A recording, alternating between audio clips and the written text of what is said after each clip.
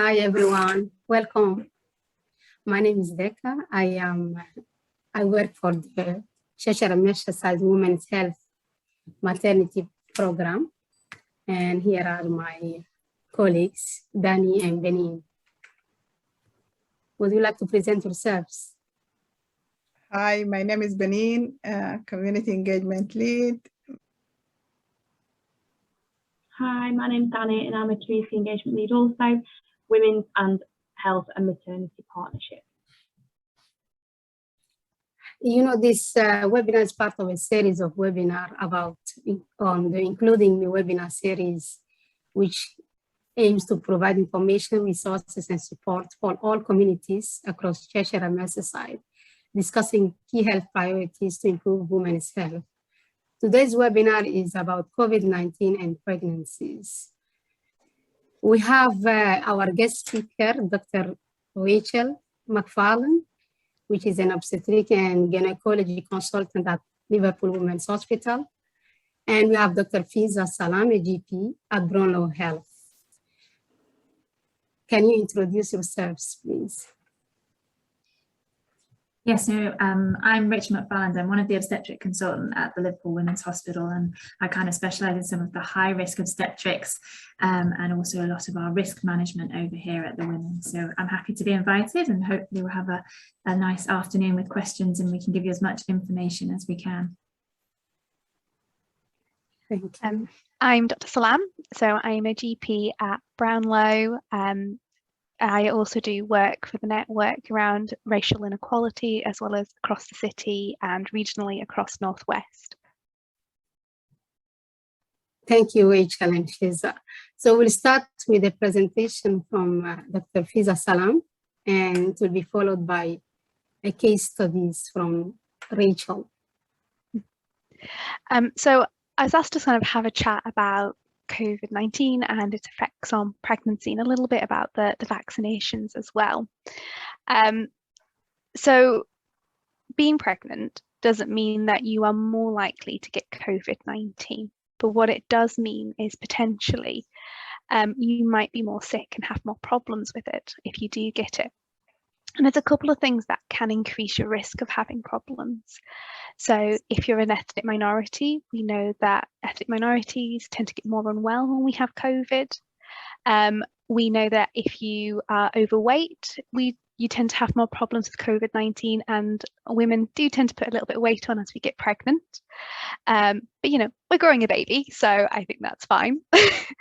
And we do know that if you live in certain areas of the country, so particularly areas where there's a lot of social deprivation, which unfortunately Liverpool has, you are more likely to have problems with COVID-19.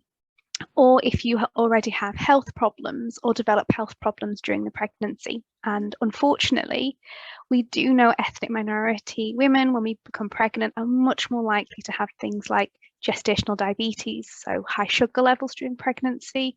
We're more likely to have problems with high blood pressure during pregnancy.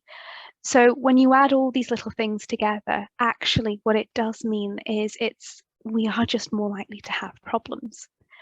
And the point at which we have problems and the point at which we have COVID is also very important as well. So actually, we are much more likely to have problems if it's in that third trimester, so towards the end of the pregnancy. Now, partly that's to do with the fact that we're getting closer to delivery, and partly it's to do with the changes that our bodies go through as our body's getting ready. And it's to do with, as baby gets bigger, baby tends to push up on our lungs. So actually it's sometimes a bit harder for our lungs to take a big breath in. And we know that COVID affects the lungs. And unfortunately, whilst most women are fine, the small number of women who do get unwell are more likely to end up in the hospital, and they're more likely to have need help with oxygen and end up in ITU, where you need extra support to help. And this has a knock-on effect. So we know that you're more likely then to have a premature baby. Now, what is important is some people just have a premature baby. Even if you've done everything absolutely right during the pregnancy, unfortunately, some people still have a premature baby. But COVID-19, and more importantly, being unwell with COVID-19, makes that more likely to happen. So that's when baby's born before 37 weeks. Now, that can cause problems. So as the woman giving birth, you're more likely to have complications if that happens. But baby, when they're born, is also more likely to have complications or difficulties. So one of the problems is it's harder for baby to control their sugar levels. It's harder for baby to control their temperature. It can also be harder for baby lungs because they've not had long enough to grow as well. Now, we have lots of medical interventions to help us, but we do know this sometimes can cause problems for baby as they get older as well. And so that's one of those things that potentially being vaccinated could avoid. And one of the things that we know that women who are unwell with COVID, they're more likely to deliver early, and that might actually be under medical recommendation. If you're struggling to breathe and you're really unwell with the infection, actually sometimes the best thing for mum and baby is actually just to deliver early, to help your lungs inflate and support everyone with other medical help. Unfortunately, and as terrible as it is to know this, but actually it's more risk that baby's born stillborn. So when baby's born, it's not breathing. This can happen in England without COVID. So 200 women pregnant, unfortunately, one will have a stillborn baby. But we do know that if you're unwell with COVID, close to delivery, it does increase your risk of having a stillborn baby as well. And there's been a few studies that are showing that actually, if you're near the time of birth when you get COVID, actually you might be more likely to have preeclampsia, you're more likely to need an emergency section, and so there's a lot more problems that mum's more likely to have. Now, in terms of the actual vaccination itself, we recommend as medical professionals that you get your vaccination as soon as possible. Okay, and because you have to space a bit of time between them, the earlier you have it, the better, because we want to make sure you're fully protected against COVID as much as possible before we get to that 28 weeks in particular. But you can have the vaccination at any point, but it is a choice. So just because you choose not to have the vaccination during pregnancy doesn't mean that once you've given birth, you can't have it. So saying no once to us doesn't mean no forever. And you can change your mind as well. And I think that's really, really important. And if you're not sure, speak to someone, speak to your GP. I know the news talks about how busy we are, and we are super busy, but we actually want to talk to you if you have questions about vaccination and you're pregnant, or speak to your midwife as well, because it's that important. In terms of the vaccination itself, it is recommended. We have a lot of studies about how safe it is. So when they were developing the medication, so drug trials in the labs, they don't check them on pregnant ladies. We can't do drug trials on pregnant ladies. But when before we started giving it in England, they were already giving it in America. And so we have a lot of real life data on pregnant women. And since the vaccination program's now been up and running for a while, we also have a lot of data in the UK about giving the vaccination to pregnant ladies as well.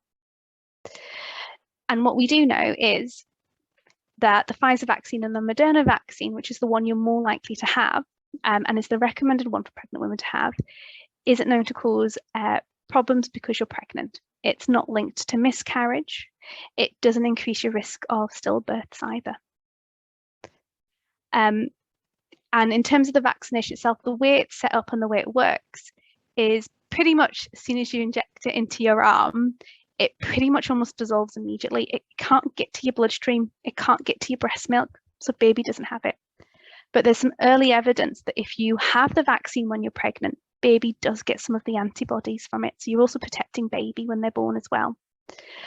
And there has been some cases of baby being born with COVID infection because mum had it at the time of delivery as well. But most of those babies have been well, I'm happy to report. But it's also something to bear in mind as well around vaccination. If you choose not to be vaccinated, then what is really, really, really, really important is those around you who are thinking about getting vaccinated, encourage them to get vaccinated, because actually there is evidence now it reduces transmission. So it will help protect you as well. And be really careful, wear your face mask, socially distance, space between people as well. If you're socializing, make sure it's in spaces that have a lot of ventilation outdoors, and all these little things will add together to help reduce your risk as well of catching the infection. If you do get COVID-19, tell your midwife immediately. Don't immediately assume not to go to your appointments. Check with your midwife first, because actually, depending on your health and your baby, it might actually be really important for you to still go to those appointments, and they need to take extra precautions. The other thing to do as well is tell your GP. Please tell us. We really want to know if you're pregnant and you've got COVID. And the reason for that is GPs can refer you for home oxygen monitoring. So particularly if you are pregnant and you are an ethnic minority, we want to know that as soon as possible. And then what we can do is we can refer you to be able to measure your oxygen levels at home, and we can keep an eye on you until everything's okay. So I want to talk about a few of the ones that I've been told and I've heard from people. So one is IVF, or if you're needing help with fertility. Okay, it doesn't interfere with your fertility for men or women. There's just no mechanism in which it can be able to do that. Do you know how I talked about it pretty much almost disappears immediately, goes into the muscle? It can't actually get as far down as your eggs. It can't get as far down to your intimate areas to cause problems. Okay, so it does not affect your fertility. But if you're having help, so IVF, then do speak to your specialist. You can still be vaccinated while you're having fertility help, but what we might need to do is just time it depending on the type of help you're getting. So we might need to space it out and coordinate it. So that might mean that you need to speak to your GP about arranging an appointment or timing it with one of the drop-in centres, and all that information is available online on the CCG website, and it's regularly updated, and it tells you which vaccines. So pick the clinics that have Pfizer and Moderna available. The other one I heard is about metal. So actually there is a very, very, very, very small amount of sort of metal components within the vaccine. But actually they're below the levels of the normal metals we have in our bodies. So actually we are made up of zinc. We have copper in our bodies. We have magnesium in our bodies. It actually helps keep us healthy. And what we give you in the vaccine, in all the experiments and all the trials, has not been shown to harm anyone and is well below what you normally have. Another one that I've heard about is about it containing animal products. So pork, it being haram, or containing gelatin products, beef. It doesn't contain any of those things, okay? You do not need to worry about it. The Pfizer vaccine does contain a very, very, very, very, very small amount of alcohol, okay? But it's below what you'd find in a loaf of bread. So you have to remember is alcohol, the component, is one of the building components of us. It's not the same as drinking alcohol to get intoxicated. But if you're not sure, the imams, the British Islamic Council scientists have actually put together online loads of information and basically say it's fine. It is so small, it's considered negligible within the faith, and you can still have the Pfizer vaccine. Any others that I've been told? Fetal products. It does not contain any bits of babies or bits of wombs. I promise you, nothing of that's in there. We wouldn't do that to you. It's terrible. So it doesn't contain anything like that. And actually, there is extremely strict laws about doing things like that in the UK and internationally. So you don't need to worry about that at all. Another one is, yes, it won't make you magnetic. So I know there's been some pictures shown on social media of people with spoons stuck to them. It will not make you magnetic, I promise you. Okay. And if it makes you feel better, I've had 2 lots of Pfizer as well, and I'm fine. Okay. Brilliant. So if there's no more questions for me, I will. One question. Brilliant. Okay, what's the question? Yeah, the question, so I heard some of the girls said, since they had the first dose, make their period irregular. Like they get in drops during the month couple of times, and that actually makes them annoyed. So is that true?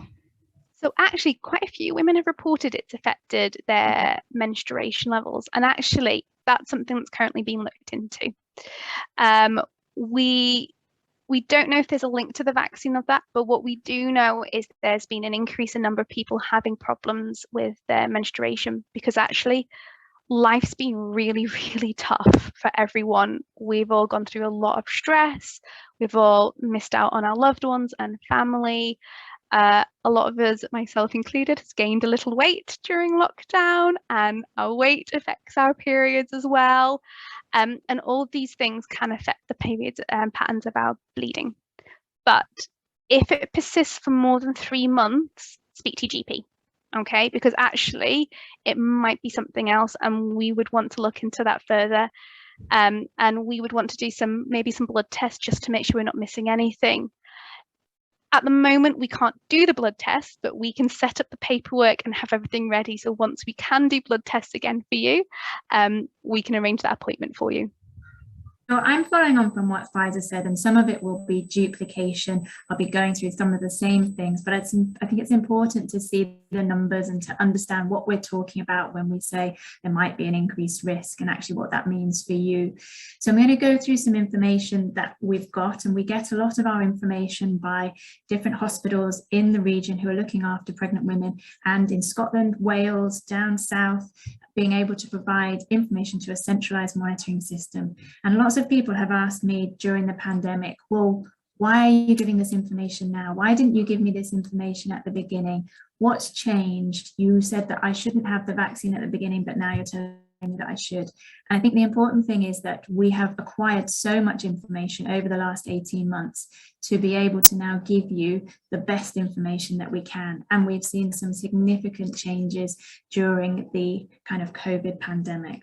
So I'll try and explain that. And if there's any questions, please let me know.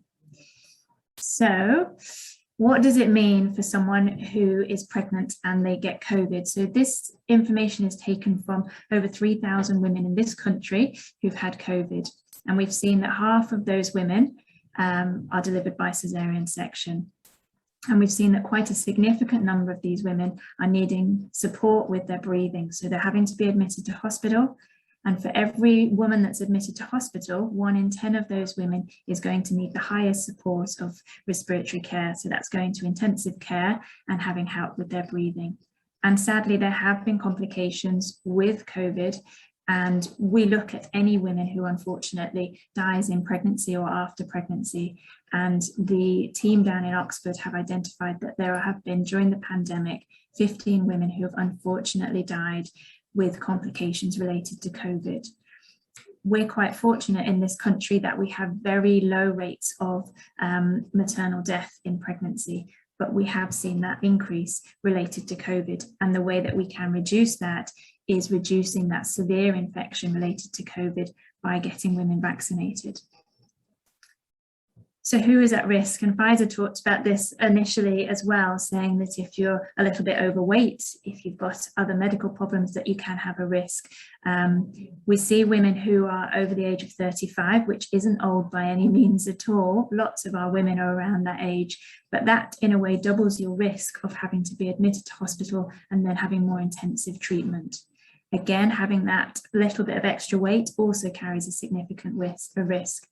And equally, having other medical problems. So some of us suffer from diabetes or have problems with our blood pressure outside of pregnancy, or may develop them inside of pregnancy. And that makes us more likely, if we were to catch COVID, to have a severe infection needing support in hospital.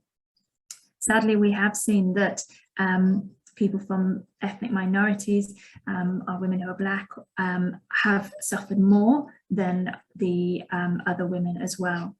It's particularly important in the latter stages of pregnancy because we see more women admitted to hospital with complications towards the end of their pregnancies.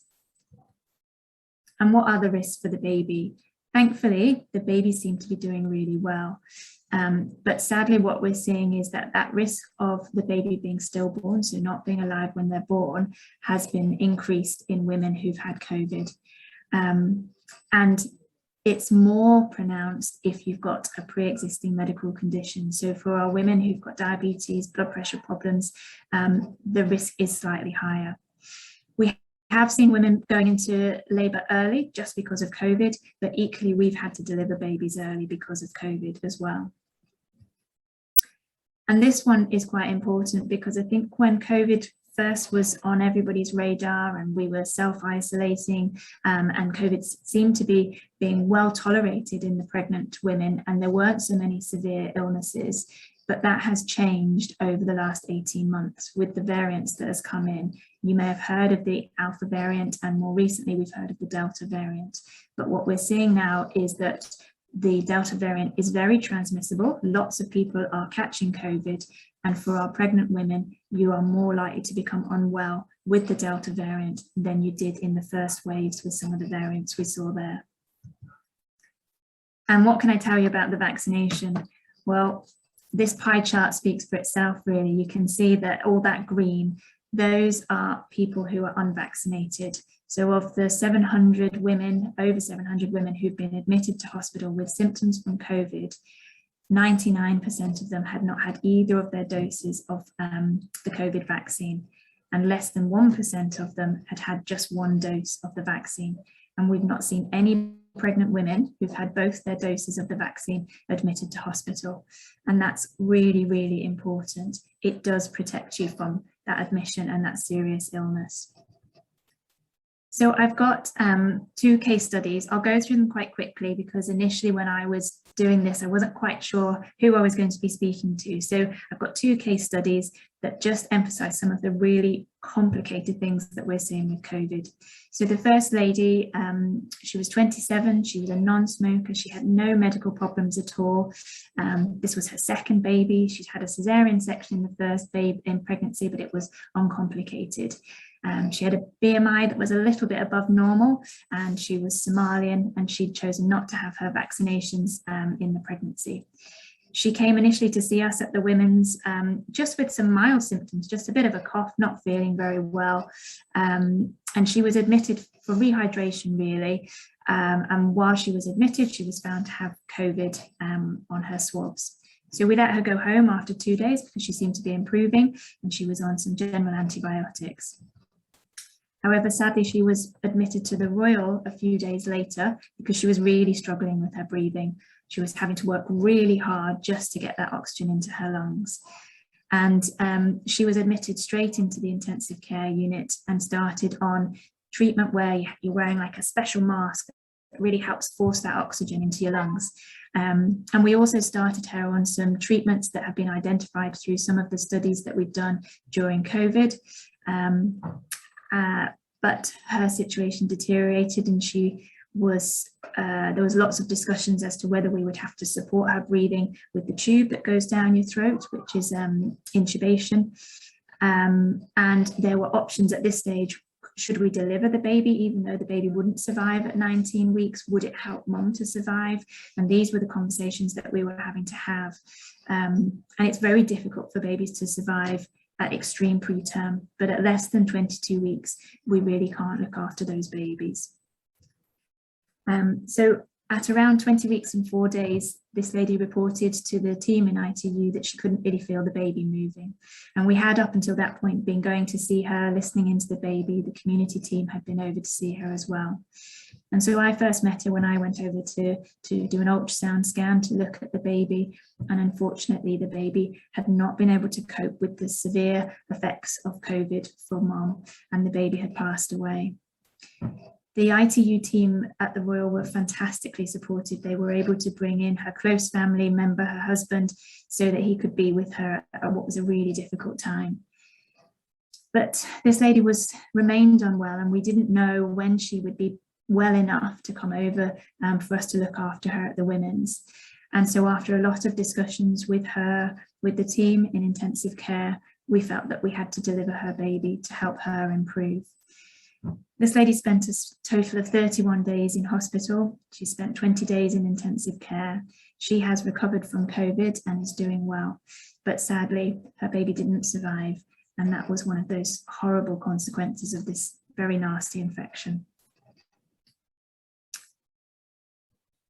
So the second lady that we have been looking after more recently is a 8-year-old lady. She's a white British, non-smoker, no medical problems again, a BMI of 36, which again is just above what we see quite often, and again had chosen not to have her vaccines in the pregnancy from what she'd heard.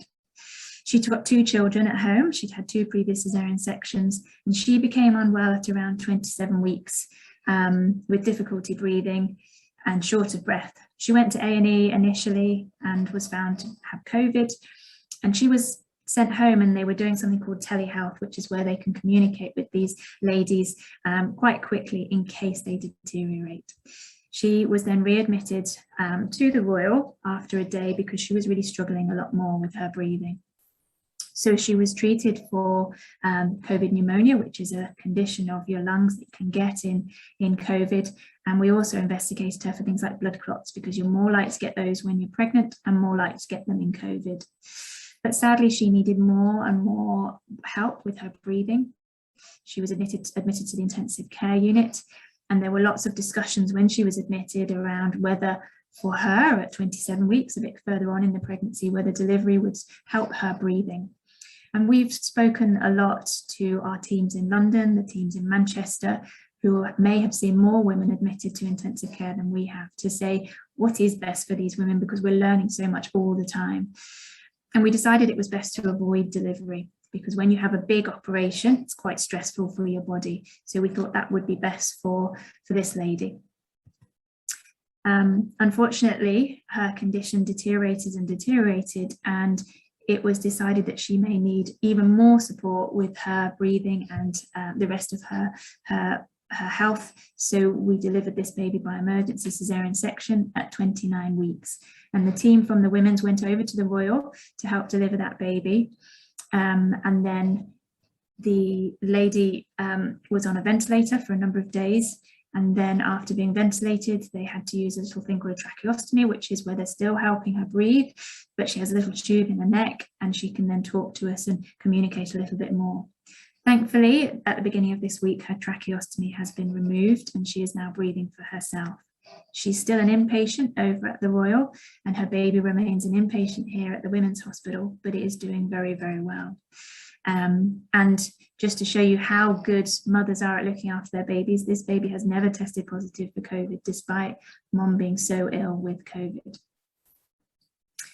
So I suppose what I then needed to share with you a little bit about those myths related to the vaccines is what we know about the vaccines so far and how safe they are. And again, that's the question I'm asked all the time. How do you know it's safe? How do you know it's safe for me? How do you know it's safe for my baby?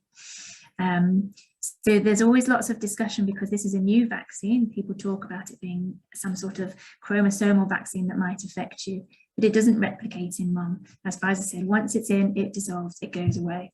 It doesn't cross the placenta, it doesn't go into your breast milk, but what the mum does when she's vaccinated is start to build up something called antibodies, and they're what look after us when we're ill. And they do cross the placenta, and they can look after your baby, and they can also go into your breast milk, and they can look after your baby through your breast milk. Again, people have asked lots of questions about fertility and miscarriage with the vaccinations, and this is a bit of a detailed slide, but essentially it compares women who haven't had the vaccine to women who've had the vaccine, and it shows that there haven't been increased rates of miscarriage in any of the vaccinations that we use. We tend to favour the Pfizer and Moderna vaccine in pregnancy, and there haven't been any miscarriages in those studies that we've done. So they did a study in America. They started doing a lot more in pregnancy than we did initially, and their study looked at 30,000 women, which is a lot of women to be incorporated into a study, and they found that there were no complications for these women. In all, in the States at the moment, they've vaccinated over 250,000 pregnant women, which is a lot of pregnant women, and they've had no mother or baby complications. In this country, we're currently on about 70,000 pregnant women vaccinated, which is great. There are ongoing studies. We're trying to collect data all the time to give you that information. So UCOS is a national organisation that collects this data, which is where I got some of my facts and figures from earlier. And we've also got a study called the PregCov study, which we're running at the Women's Hospital, and they're running at other centres in this country. And this is to allow us to monitor mums and babies who decide to get vaccinated in pregnancy.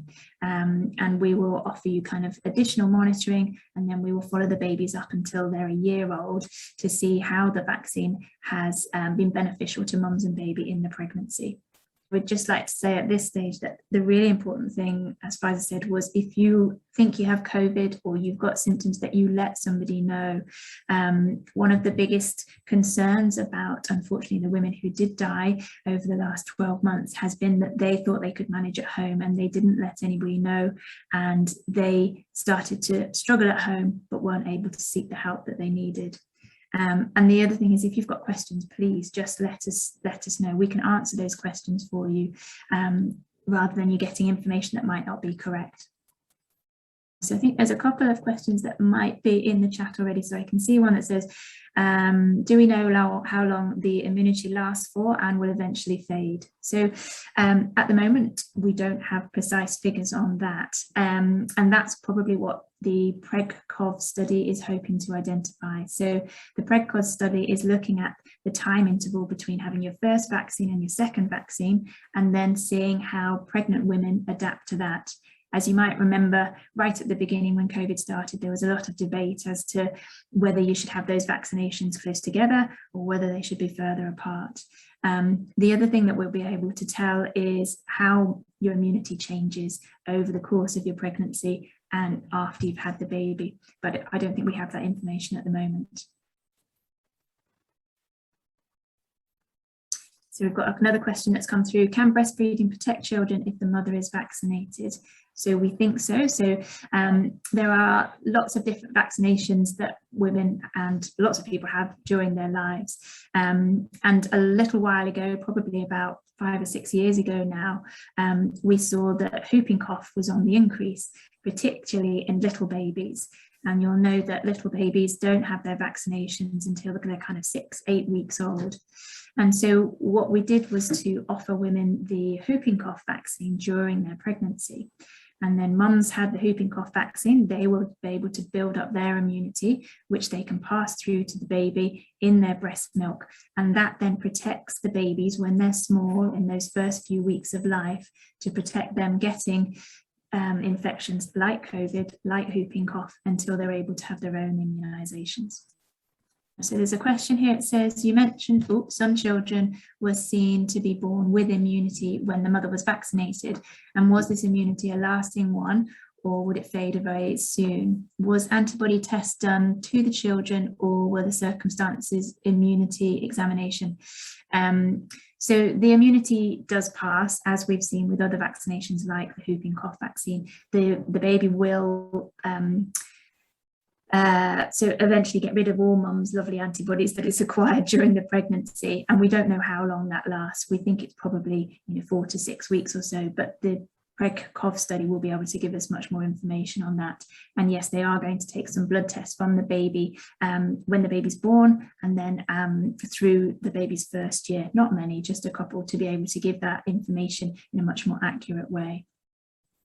So even things like little coughs and colds that you have, your body is great because it can build up immunity to it, and then you can pass that immunity to your baby, protecting it when it's very, very small. I'm thinking about my patients. So AstraZeneca. So I know a few people, I know the numbers will be getting less, but there was a few people who had the AstraZeneca vaccine and then became pregnant before the second one was due. So the current advice is that if you had the AstraZeneca vaccine first when you weren't pregnant, to still have the AstraZeneca one while you're pregnant. Okay, and the reason for that is we have a lot of evidence about that will still protect you, and it will still protect baby, and it will still protect you throughout the pregnancy. Yeah. If you choose not to have the second vaccine, then you would just delay it till after you've given birth. At the moment, we can't give you that second dose as Pfizer and Moderna, but that might change. I just don't know when that will change, because there are ongoing studies about mixing and matching the different vaccines. And it was something that was being debated through a WhatsApp chat that we were having across the country yesterday about whether there was potential to give women a different vaccination if they'd had AstraZeneca first. I think it's being looked at a lot in Canada. So these questions that we're coming up with are being asked around the globe. They're not just specific for us. And so the questions and answers that we get, as soon as we get any information, we're trying to get it through to you guys. There is suggestion that actually mixing the doses of vaccine actually might be quite protective, but we can't do it yet until it's agreed by the governing body, so by our JCV, which is our vaccination authority. But as soon as we're able to tell you that, then they would let you know. I think it is important, though, is that even with just the one vaccine, you do get some protection. Yeah. The way I describe it is an umbrella. So the first one is sort of a small to medium size umbrella. If you have the second one, it's a larger umbrella, so you just get more coverage. So even if you have the one, that'll still be brilliant. Can I just ask as well, if I'm unsure about getting the COVID vaccine, is there any resources I can look up that would be evidence-based to help my decision? There is information through, so we have the Royal College of Obstetricians and Gynecologists, we've got the Royal College of Midwives as well, so there's lots of fact sheets that they have that can be accessed. For women who are booked with their care at the Women's, they may have come across the electronic records, and they've got an app on their phone that they can use, and there are links to COVID information through their electronic My Pregnancy notes. But equally, your midwife, your GP, your obstetrician, everybody should have lots of information that they can give you. I know that at the Women's we were trying to, for women who are coming into the hospital, get it up on the little TV screens that are around so that you can see it visibly while you're waiting for your appointments. But it is out there. There's actually quite a lot of information on the public health website as well in different languages. They also have a easy read with pictures. So even if English is your first language or second language, or any learning disabilities or anything like that, there is an easy read version as well. Thank you. And if people go on to improvingme.org.uk, those videos in other languages are on there, and you will see our lovely team who help to do them as well. So improvingme.org.uk, we've got quite a lot of information, and this video will be up there as well. So what the first one will is a mother asking, will my baby stay with me after delivery if I get positive corona test? So the simple answer is yes. We would not want to separate mums and babies unless it was in the best interest of either of them. So for women who've delivered here, we keep mums and babies together, and we just give mums simple advice about washing your hands. If you're going to sneeze or cough, trying to keep that away from the baby. And sometimes if you're going to breastfeed and you're really close, sometimes mums could think about wearing a mask if they were able to, but we want to keep them both together. From the very few numbers of babies that we've seen that have caught COVID after they've been born, when they're in close contact with their mothers, they've been very well. So we haven't seen poorly babies who've had COVID, but no, we keep you together as much as we can. It's only usually if baby was very poorly and needed some extra support, or mum was poorly and she needed extra support, that we would have to separate them, but not just having COVID. Thank you, Rachel. The other question is, I have heard rumors about the fact that the COVID-19 vaccine reduced breast milk supply. Is that true? From my knowledge, no. Faiza, I don't know if you've heard anything about that, but we haven't had any problems with that, and no reports of that. Again, I'd probably echo something that has already been said, that there are lots of things that affect us. Stress is really, really important. Getting enough sleep, eating the right things, keeping hydrated can have a massive impact on your breast milk. And if you're worried about breastfeeding, sometimes that tells your brain to stop breastfeeding. It's a weird mechanism, but the vaccine itself shouldn't really impact on breastfeeding, particularly as it just dissolves in your arm, as we've already said.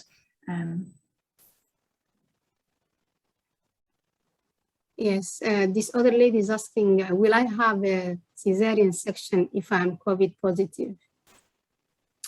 Again, so the simple answer is no.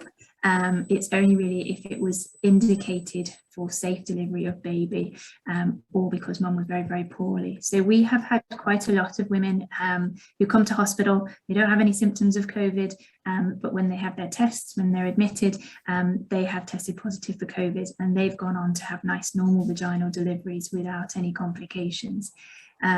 It's the women who are admitted with severe complications of COVID requiring that support for their breathing that unfortunately are more likely to have a cesarean section. I would like to say one thing though, because we talk a lot about what to do when pregnant, but I also think it's important to have a chat about when you're thinking of baby. So actually when you're in that place and you're thinking about starting a family, is actually you can reduce your risk. There's some things you can't change, like where you live or your ethnicity, but we talked about healthy weight, eating well, folic acid, vitamin D. You know, it's so important to plan for a pregnancy. And there's some amazing resources out there to help women plan for it as well. So I think there's some information on the Women's Hospital website, and some great information about planning pregnancy on the Tommy's website, and patient.co.uk is a good resource as well for women. So doing everything you can to make yourself as healthy as possible, and that will also reduce your risk of other problems like gestational diabetes and high blood pressure and things like that as well. I have got just a follow-up question about what you just said, Dr. Faiza. If you are trying to be pregnant and then you say take vitamins and eat well, do you need to take additional supplement and vitamins, or just what normally when you are trying for pregnancy you have normal as usual before COVID? Okay, so the minimum would be folic acid for at least 3 months. And it's worth checking whether there's 2 different types of folic acid. So most women only need a low dose, which you can get from your pharmacists. And we say at least 3 months before starting for a baby, because we'll know there'll be enough in your system in that time frame to protect baby once you're pregnant. Then there's a higher dose of folic acid that actually you can only get from your GP on prescription. So women with certain medical conditions like epilepsy might need that higher dose, or if you're sort of very, very overweight, so we'd use the medical words morbidly obese, we might need to consider it in that case as well. So if you don't know, a lot of information is available, or you can check with your local pharmacist and they'll be able to signpost you if you need to see your GP or not. And then vitamin D I always recommend as well, particularly if you're an ethnic minority, and that will help babies' bones be strong. So with that one, actually the advice is in England is that everyone, no matter what your ethnicity is, should be taking daily vitamin D. So actually my advice is start it as soon as possible, well before you're thinking about babies, because we want you to take it every single day to protect your bones. Now the problem is when you go to your pharmacist, some of the medications they sell for vitamin D isn't actually high enough to provide you protection. So speak to your local pharmacist and check with them that it's got enough vitamin D in it to actually protect you, and when you become pregnant, high enough to actually protect baby. 200 international units is what we recommend, but do check, because I find it confusing, the back of the packaging, and I'm a doctor, so I don't know how everyone else does it, so just speak to your pharmacist. Okay. You can buy over-the-counter multivitamins, and they tend to be more expensive for like pre-pregnancy or pregnancy. If I'm honest, a lot of that is marketing. If you're eating a healthy, balanced diet, you should be getting enough of your nutrients.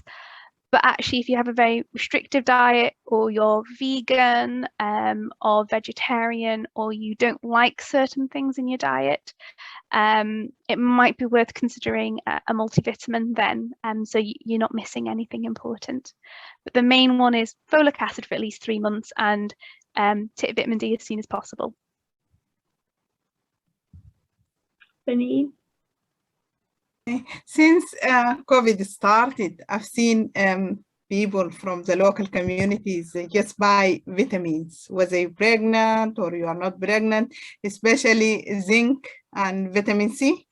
And just wonder how they're gonna take it, and if you can give advice that the dose or what type of vitamins. So some people take like 5 vitamins a day, just Actually, as the protection.